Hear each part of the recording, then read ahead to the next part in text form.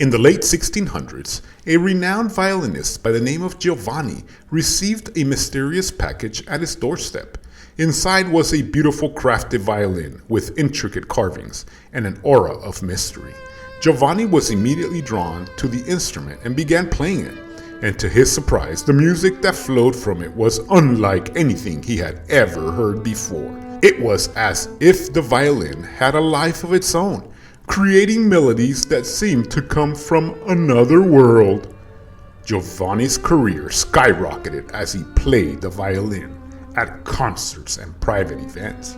His music was praised by all who heard it, and he became one of the most sought-after musicians of his time. But as time went on, strange things began to happen to Giovanni.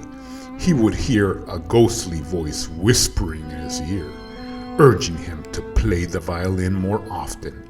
He began to neglect his family and friends, spending all his time with the violin. One night, as he played the violin in the empty concert hall, the string snapped and the violin shattered into a million pieces. Giovanni was never seen again. Over the centuries, the violin was put together and was passed down from one musician to another, each one experiencing the same strange occurrences as Giovanni. They would hear the ghostly voice, neglect their loved ones, and ultimately meet a tragic end. It wasn't until the early 1900s that the true nature of the violin was discovered.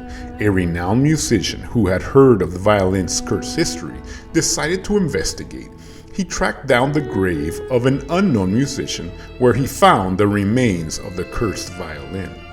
Legend has it that the violin was buried at the crossroads of 4 different cemeteries in order to prevent its malevolent influence from escaping.